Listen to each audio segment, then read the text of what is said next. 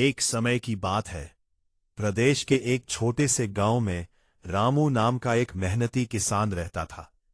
रामू बहुत सीधा सादा और ईमानदार इंसान था। उसकी पत्नी का नाम सुनीता था। शादी के शुरुआती दिनों में दोनों बहुत खुश रहते थे। रामू दिन रात खेतों में मेहनत करता और जो भी कमाता वो अपनी पत्नी के हाथ में रख देता।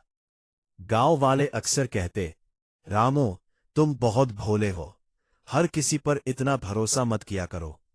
लेकिन रामू मुस्कुराकर कहता, मेरी पत्नी मेरा सबसे बड़ा सहारा है, वो कभी मेरा विश्वास नहीं तोड़ेगी। समय बीतता गया। रामू की मेहनत रंग लाई और उसकी खेती अच्छी चलने लगी। अब उनके घर में पैसे आने लगे। रामू अपनी पत्नी को बहुत प्यार करता था। उसने सुनीता के लिए सोने की चूड़ियां बनवाई, नए कपड़े दिलाए और शहर से महंगे गहनों भी खरीद कर लाया। लेकिन धीरे धीरे सुनीता का स्वभाव बदलने लगा। उसे अब गांव की सादी जिंदगी पसंद नहीं आती थी। वो हमेशा शहर की चमक दमक के सपने देखने लगी। उसी गांव में विक्रम नाम का एक चालाक आदमी रहता था। वो लोगों को मीठी मीठी बातें करके अपने जाल में फंसाता था। एक दिन जब रामू खेत पर गया हुआ था, तब विक्रम सुनीता से मिलने आया।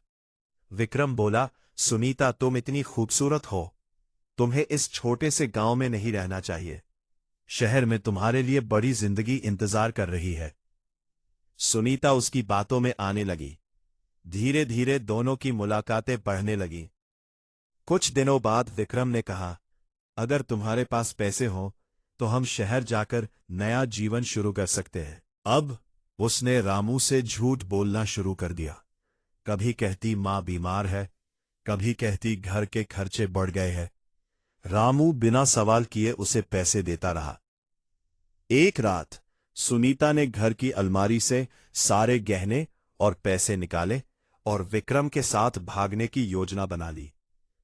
उस रात रामू बहुत थका हुआ था। वो जल्दी सो गया। आधी रात को सुनीता चुपके से घर से निकल गई। सुबह जब रामू उठा तो घर का सामान बिखरा हुआ था। अलमारी खाली थी और सुनीता गायब थी। रामू समझ गया कि उसके साथ धोखा हुआ है। उसका दिल टूट गया। वो कई दिनों तक उदास रहा। गांव वाले भी उसके लिए दुखी थे। लेकिन कहानी यही खत्म नहीं होती। उधर सुनीता और विक्रम शहर पहुंच गए। शुरुआत में सब अच्छा लगा।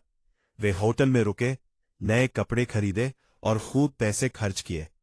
लेकिन कुछ ही दिनों में विक्रम का असली चेहरा सामने आ गया।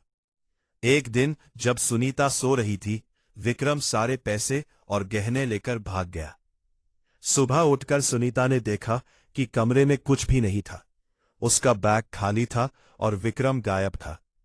अब उसके पास न पैसे थे न रहने की जगह। वो रोने लगी।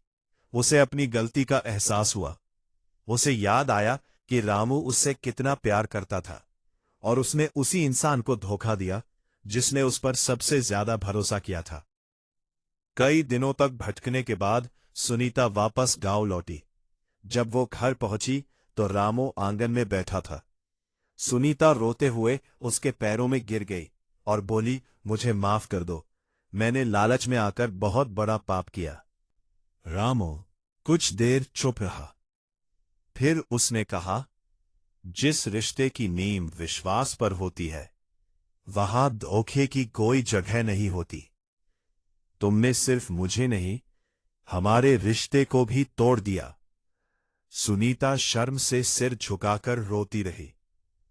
रामू ने उसे घर में रहने दिया, लेकिन उसके दिल का विश्वास हमेशा के लिए टूट चुका था।